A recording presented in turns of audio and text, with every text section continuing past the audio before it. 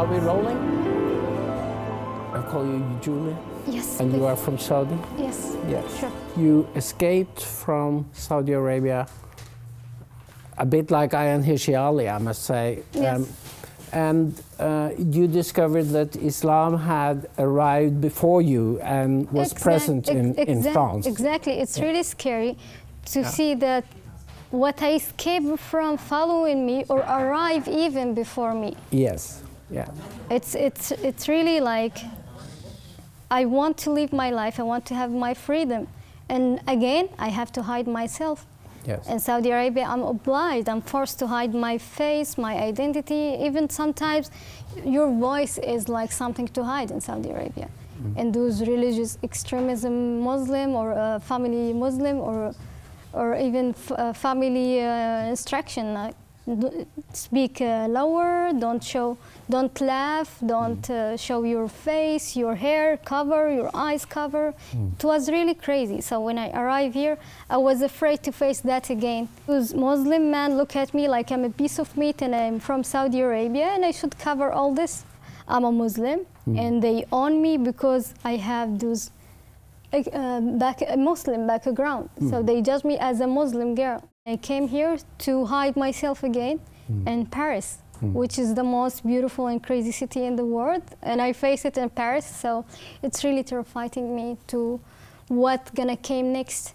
The experience you mentioned about men treating you as secondary, was actually bureaucrats. Yes. Working for the French state, wasn't it? Yes, it is. When I go to do my papers, the man like, oh, you're from Saudi Arabia, in the office, like for immigrant papers or for refugee statute papers. Yes. And they start to ask why escape, why. Later on, when they discover all this, like, okay, they can accept girl without hijab as a Saudi girl, but they can't accept if I say for them I'm ex-Muslim because they are Muslim. And to have a boyfriend, to have liberal, to have freedom, to show herself, to talk, it's for them like a crazy and not acceptable. So they treat me like they make me late. They don't give me the exact and the right information. They make me go again and again and back again, and they make me always late to do my papers. You told me about at the university. Yes, it's funny. That was an interesting story. All the girls from the Middle East had hijab. They are from North Africa. As you know, Paris or France full of people from North Africa. And my master in the university, she told me, oh, Reem, look, oh, Julia, look, you are from Saudi Arabia, and you don't wear hijab, and you wear those clothes, and you are too fashion, and you speak with the freedom, you speak about writers, about books, and look for those girls who raised in France, and their parents long time came in France, and they act in the opposite way. They wear hijab, and they pray in the university, and they don't talk with you either.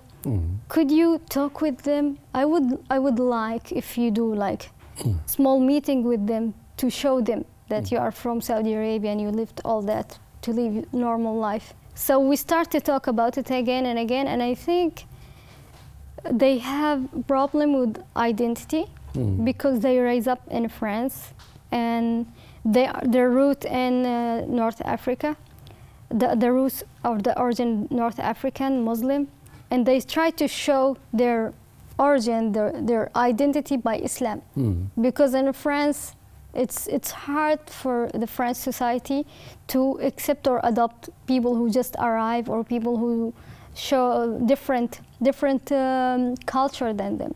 So I think it's a problem of identity. Then it became extremism, because when you go deeply with Islam, you became really, I would say, a psychopath. This headmaster or headmistress, she was ex-Muslim herself. She was a Moroccan, and she was ex-Muslim herself. And she said, "I live my life.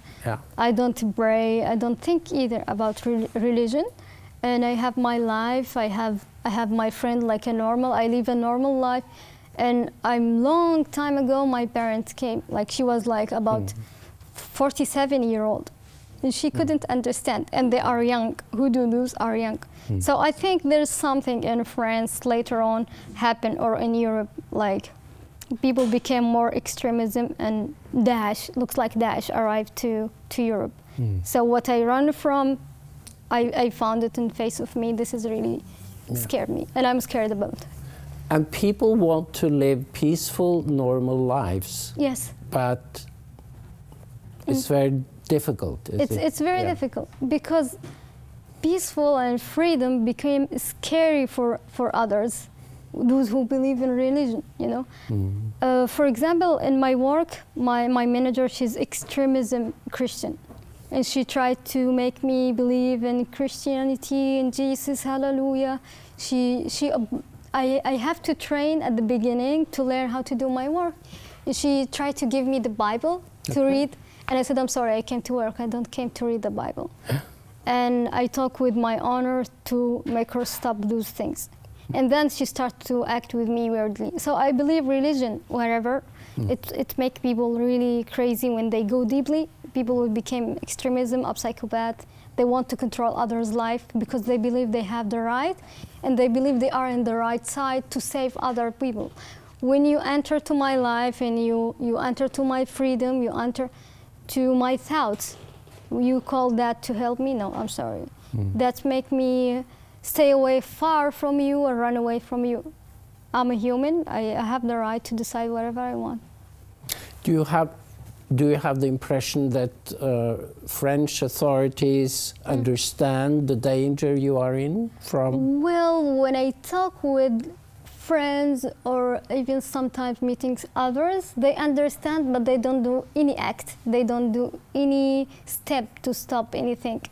I don't understand why, but I have a friend, he always talk about that, and he's really afraid about that. And he said, I'm afraid if my country became part of ISIS or Daesh or became Islamic country soon. So it's really, they think about that, and it's really issue, but I don't know, nobody do anything. So you have to look over your shoulder where you go? Yes. Yes. Yes. It's quite amazing. This is Western Europe. Yeah, I have to. When I go to any places, lately I became like really, I'm not comfortable. When I go to places, I found those people and I recognize them and I know, you know, the same blood or whatever. I don't want to speak in Arabic. I don't want to show anything, show where I came from. To live my night perfectly and have fun and live. If they discover where I'm from, they will follow me. They will try to bother me all the night. You know what I mean? So I try to hide. Even with my friend, she's atheist as well, and she's from Libya, and she's doing as me. So we spoke English all the time, not to make other. Even in the train, in the metro, in the shop, you will find them everywhere. So for me, it's like nonsense to escape and have it. To escape and hide, to escape and be scared. So.